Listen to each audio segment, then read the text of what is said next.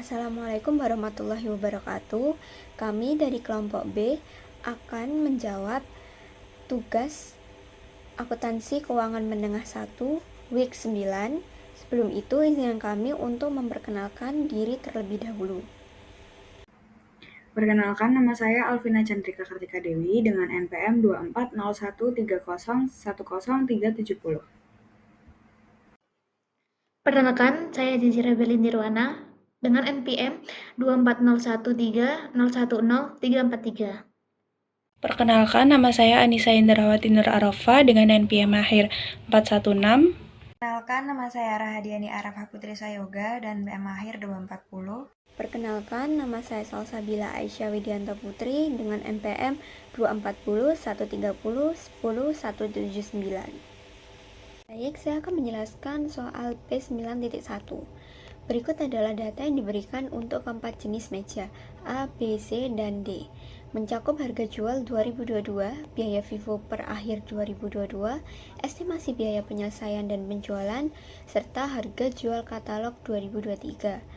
Pertanyaan inti dari kasus ini adalah menentukan nilai yang tepat untuk setiap jenis meja dalam laporan persediaan akhir 31 Desember 2022 sesuai dengan prinsip LCNRV yang diterapkan per item atau individual. Langkah pertama adalah menghitung NRV untuk setiap jenis meja. Kita kurangkan estimasi biaya penyelesaian dan penjualan dari harga jual katalog 2023.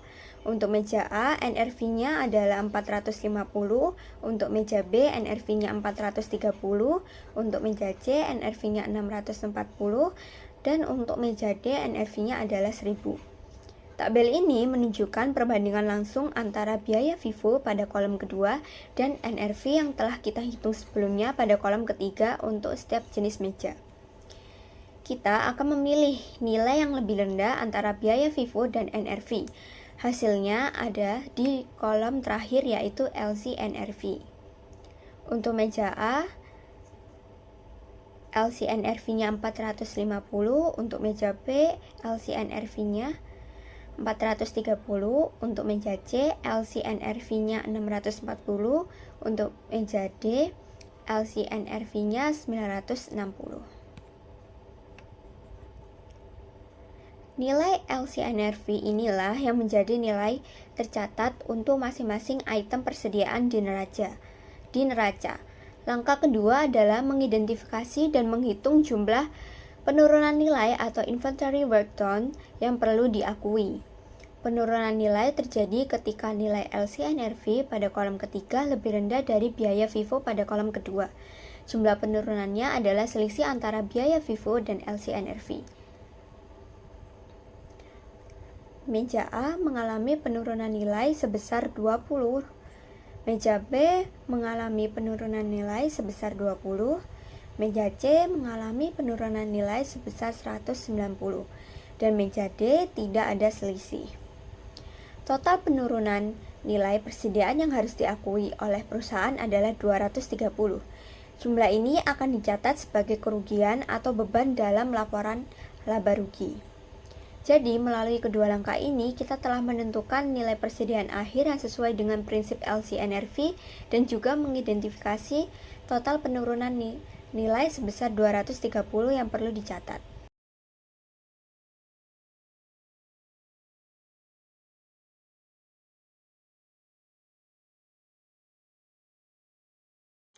Baik, saya akan melanjutkan dari teman saya.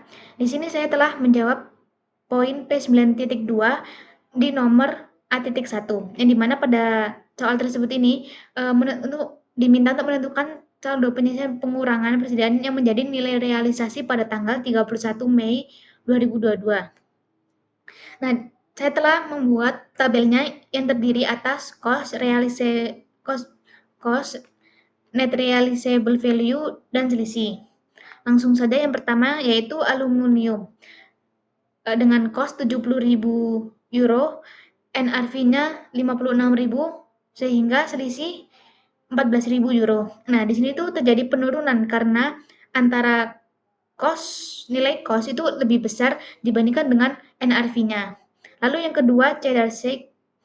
cost-nya 86.000, NRV-nya 84.800 dengan menghasilkan selisih 1.200. Nah, ini tuh terjadi penurunan juga karena nilai cost-nya lebih besar dibandingkan dengan NRV-nya.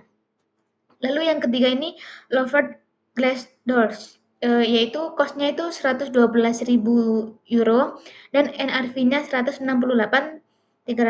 euro. Nah, di sini tuh karena cost-nya lebih rendah atau NRV-nya lebih besar dibandingkan cost-nya, itu tidak terjadi penurunan. Lalu yang terakhir ini thermal windows, sebesar cost-nya 140.000 euro, NRV-nya 140.000 euro. Nah, yang di sini juga itu tidak terjadi penurunan karena antara cost dan NRV-nya itu sama-sama dinilai 140.000-nya. Dengan lalu kesimpulannya ini allowance to reduce inventory to NRV per 31 Mei 2022 ini menghasilkan 15.200. Baik, di sini saya akan melanjutkan penjelasan dari teman saya, yaitu A.2.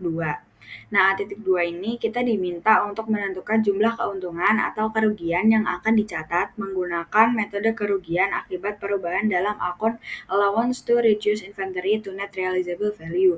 Jadi yang pertama, jurnal awalnya yang ada di soal itu loss due to decline of inventory to NRV pada allowance to reduce inventory to NRV sebesar 27.500 euro. Nah, karena 27.500 euro ini dikurangi dengan 15.200 pada slide sebelumnya sudah dituliskan allowance to NRV-nya berapa. Jadi jurnal akhirnya adalah allowance to reduce inventory to NRV pada recovery of inventory loss sebesar 12.300 euro. Nah, ini artinya terjadi pemulihan gain sebesar 12.300 euro. Selanjutnya, saya akan menjelaskan pada poin B, yaitu alasan penggunaan aturan LCNRV sebagaimana diterapkan dalam persediaan. Untuk alasan yang pertama itu adanya prinsip konservatisme akuntansi. Prinsip ini mengharuskan perusahaan untuk mengantisipasi potensi kerugian dengan segera mengakui penurunan nilai aset dan menunda pengakuan keuntungan hingga benar-benar direalisasikan. Untuk alasan yang kedua itu ada mencegah overstatement pada nilai aset, memastikan bahwa persediaan tidak dilaporkan dengan nilai yang melebihi jumlah kas atau manfaat ekonomi yang diharapkan dari penjualan. Lalu untuk alasan yang ketiga itu kesesuaian dengan standar akuntansi. Menurut IFRS dan juga USGAAP mensyaratkan penilaian persediaan menggunakan metode LCNRV sebagai ketentuan pengakuan awal.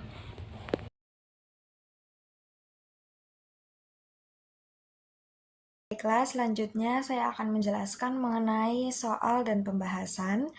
Nah, di sini saya telah membuat soal, sebuah toko alat tulis menghitung persediaannya dengan LCNRV.